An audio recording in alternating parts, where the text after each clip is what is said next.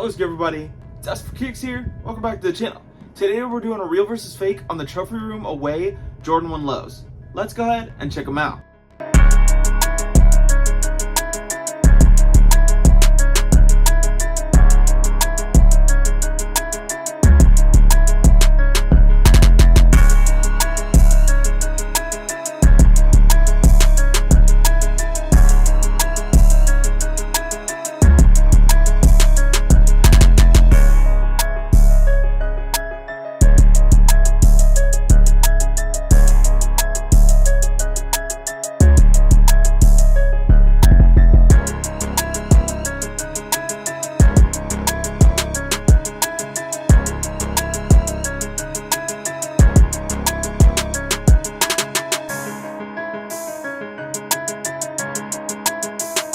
Alright, so before we get started, left is going to be the retail. Pick that up straight from Trophy Room, or at least they got shipped to me. The right is going to be the rep. That is from Rose. They were nice enough to include their information right here with their WhatsApp, both of them, their website, and their Instagram. Definitely go ahead and check them out. Alright guys, so first things first, we have the box. Left being retail, right being the rep. First thing you'll notice, at least for me, in the past, my experiences with real versus fakes, a lot of the times are the size of the box being slightly different. That is the same for this case. The retail is slightly longer. It is hard to see, but it matches up just a little bit of space. And then it is also slightly wider than the rep box. I'm not sure if that's rep factories trying to save on shipping or what that is. I've never actually been able to know what that is.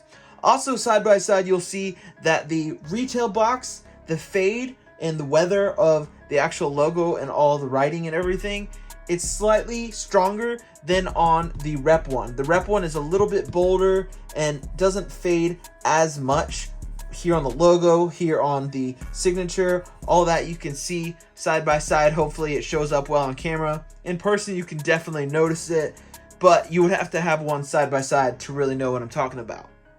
Alright, so coming onto the inside of the box, once again, left being retail, right being the rep, you'll see that there is a slight difference once again on the fading, just like the outside, where the retail one is faded a whole lot more than the rep one. If you see side by side, the Jumpman himself is definitely more faded on the retail than the rep. There's also a stamping here. I want to say it says B12082308N. Not sure what that stands for. That's on the retail. The rep one does not have that stamp. It does have some maybe Chinese writing. I'm not sure what that is, to be completely fair. It also says 12th day of September 1984. It is also seen right here on the retail one. I don't know if you can pick this up on camera. The retail one I can barely make out, while the retail one is a whole lot easier for me to read. Skylines, they look about to be the same as far as fading. Towards the end, it does look like retail fades out a little more than the rep one does. Inside the actual box, once again, left retail, right being the rep. You'll notice there's not too many differences. Again, it's usually just the wear of the signature and the logo. It does look a little better here. I want to say the blue is slightly brighter here on the retail than the rep. The only other difference I'm really seeing is maybe the red and yellow lines around it, slightly more faded on the retail than the rep. And then the retail has the little YDM sticker, or Y, I don't know what that is, but the little sticker right there, while the rep one does not. Once again, left being the retail, right being the rep, just like the actual box. The size of the clear box is here. The real one is a little bit longer and a little bit wider than the rep. You'll see right here, I can put my finger up there. There's a little bit of a space. All right, getting to the tissue paper on the inside, left being retail, right being the rep. Now the picture and the imaging looks pretty good, color-wise and everything. The big differences I would say is this color right here. On the rep, it does seem to be way more yellow, and it is more cream on the retail pair. Other than that, I don't know if you can really see side by side, the colors seem to be pretty matchy with each other as far as the red and the blues and all of that. It really is just that yellow and cream that kind of stick out to me. Alright, so getting into the actual shoes, starting off with the lateral side of the left. Top being retail unlaced, bottom being the rep that is laced up. First thing we're going to check out is the red satin. Nothing you can really identify side by side, even they look to be identical. Same with the little lace eyelets, both in that nice red. I don't see anything different there. Moving on to the logo, same thing. It is kind of hard to see because it's red embroidered on red, but again, it looks to be identical. Side panels are kind of it's almost a light gray, honestly. It's not really white. It's a light gray on both of them. Both of them kind of have a little bit of a texture to it, but nothing too wild or out there. Moving on to the swoosh, both of them meet right here in the corner stitching, so there's nothing you can really call out there. I know a lot of people want to say that about Jordan 1 highs and stuff like that. It varies, but it is what it is. A lot of people like to point that out. A lot of times, rep swooshes tend to be bigger than the retail ones. This is definitely not the case here. They look to be identical. The embroidery looks really clean on both of them. Moving on to the back side, a little bit hard to see. Hopefully my camera's picking it up. You have the nice black corduroy.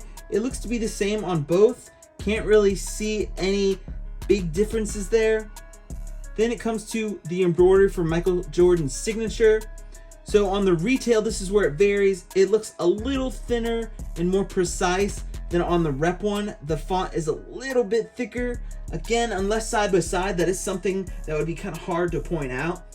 But side by side, I do see that little difference so far. Midsoles, you'll see they're both that perfectly yellowed aged color. Coming over to the outsole, top being the retail, bottom being the rep. One thing I kind of noticed side by side, it is something really hard to see, and it could be my eyes playing tricks on me, but it looks like the red here is slightly more vibrant on the retail than the rep. Maybe again, that's just my eyes playing tricks on me. You guys let me know if I'm seeing things. As far as the detail that goes into the design of the outsole, it seems to be the same on both, same amount of stars and all of the different cuts and stuff like that. A lot of times they say the reps are less defined, but that's definitely not the case here. Moving on to the toe box, left unlaced being the retail, right laced up being the rep. Can't spot too much difference as far as the shape or anything goes. They both look pretty solid. I will say the holes on the retail look a little deeper and a little messier, honestly, than the ones on the rep. They definitely look a whole lot cleaner. Both of them have the nice black wax laces. Those are kind of hard to see any differences or variations there. Moving on to the tongues, both of them have the peachy cream color. Now, one thing that is different is the actual diagonal lines on the actual tongue. So it's more diagonal here on the retail. Rep is a little bit of going up and diagonal. I don't know if you can see that, but it looks like it's also slightly thicker lines. So it's this, you can see, almost don't see lines. This, you can definitely see lines. Another thing is the cutting and the stitching of the tongue. So here you can see this is a thicker space where the seam right there is where it meets the top of the tongue.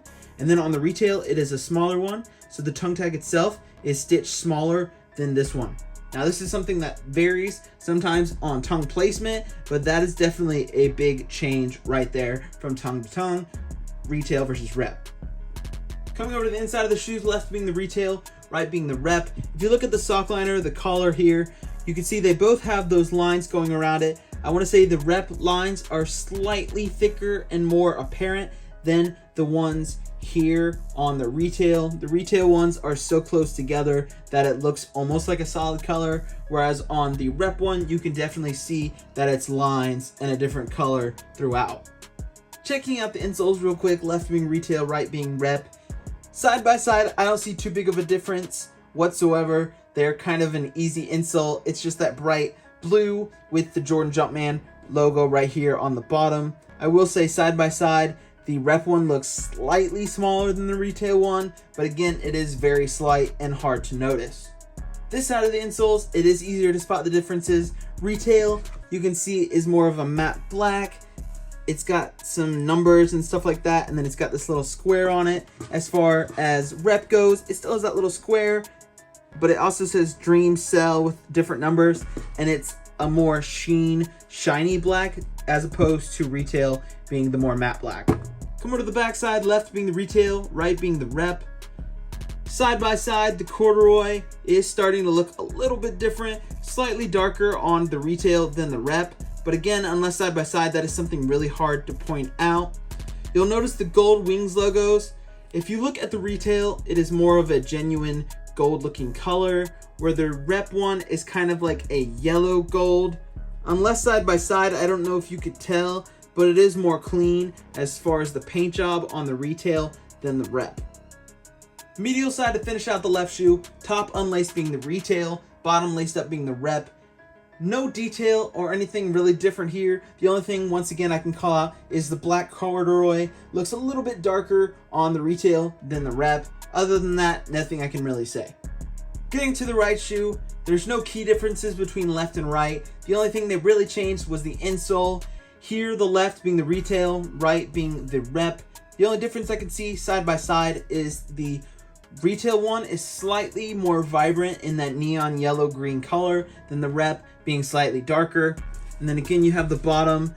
Once again, you have the little square here, and the coating, it is more of a matte on the retail, and then it's more of a sheen black with the square, and then, like I said, Dream Cell and the coating right there.